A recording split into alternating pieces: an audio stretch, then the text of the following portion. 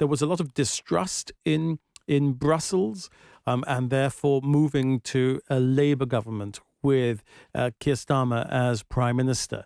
And now, having analysed how the TCA has been working, taking this opportunity to say, both at a European level and at a British level, we are relaunching our relationship in a positive, forward-looking way. That's very good in terms of dynamic. It's very good in terms of forward motion for the relationship. And that, therefore, is very good to the work that I'm doing for Gibraltar and for us generally. So indirectly, there's nothing in Yes. the deal that sort of we say, that freedom of movement now also applies to us. Well, I mean, there are tangential benefits. For example, if you're a British citizen entering the EU and the member state in the EU, which you're entering into, has agreed to make e-gates available to UK citizens, that would benefit you in a way.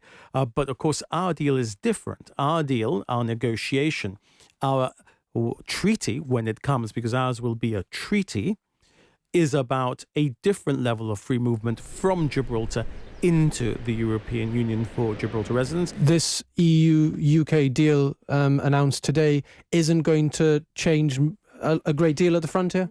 It's not going to change a great deal at the frontier. It's not going to change a great deal at any frontier when you arrive from the United Kingdom at this stage. This is the beginning of a process. The reset is almost the beginning of a negotiation of different parts of the TCA in a particular direction. And it's not going to change something tomorrow on arrival at a European airport. Where are we with that treaty, the Gibraltar-specific negotiation? Well, I'm not often lost for words, but I'm starting to become lost for metaphors. But because we are, put it this way, excruciatingly close now to be able to say that we have reached agreement. The TCA is the deal the UK has. The reset is the beginning of changing the UK deal. You could look at the reset as a little bit like the equivalent of the New Year's Eve agreement. In other words, it's an agreement to agree. Whilst we are now 5 years ahead of our agreement to agree, almost at our treaty stage. If the UK-EU relationship has been reset and is going to be more positive, shouldn't Gibraltar get something better than manure? There are things which we would never go near. That is a concession on sovereignty. But that's not what we're negotiating. We're negotiating a trade deal and we're negotiating an immigration deal. And we're negotiating those because we've been put in this extraordinarily difficult position by those who decided to present to the people of the United Kingdom the option of Brexit. We have been put in that position. That's why I use the analogy that I use. It doesn't mean the deal is going to be bad.